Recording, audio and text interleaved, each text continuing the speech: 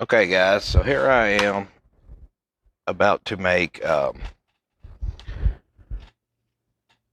quick pickled coleslaw.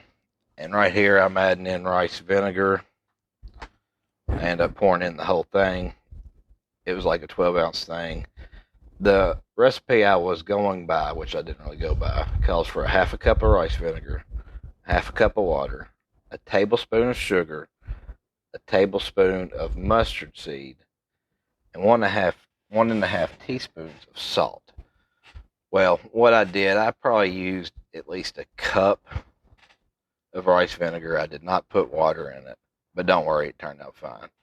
Here's me adding the mustard seed. I got a tablespoon here.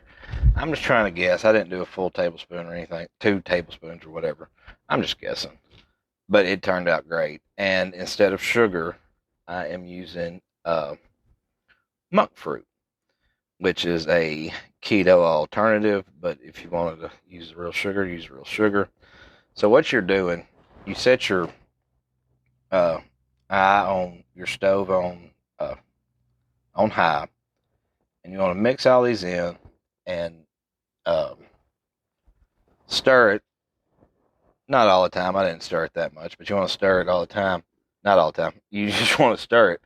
But once it gets to a boil, you want to continue to stir it for about a minute. What you're trying to do is get the sugar to evaporate or whatever it does.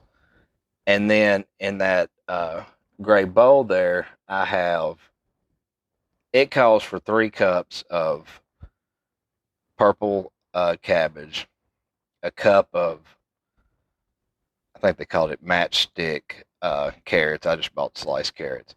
And it calls for 3 radishes. I went to the store today and didn't find any radishes. And there's my sidekick, Kaylee. Uh, and I think the dog was in there too. But yeah, and you can see it's probably about there boiling now. You'll end up pouring it into the bowl. And then once you pour it into the bowl, you want to chill it. The recipe says for 12 minutes, but you can keep that from 2 weeks to 2 months in the fridge if you want to. Once you stir it into the stuff pretty good as well. But once you get ready to use it, you drain all the excess liquid out to use. But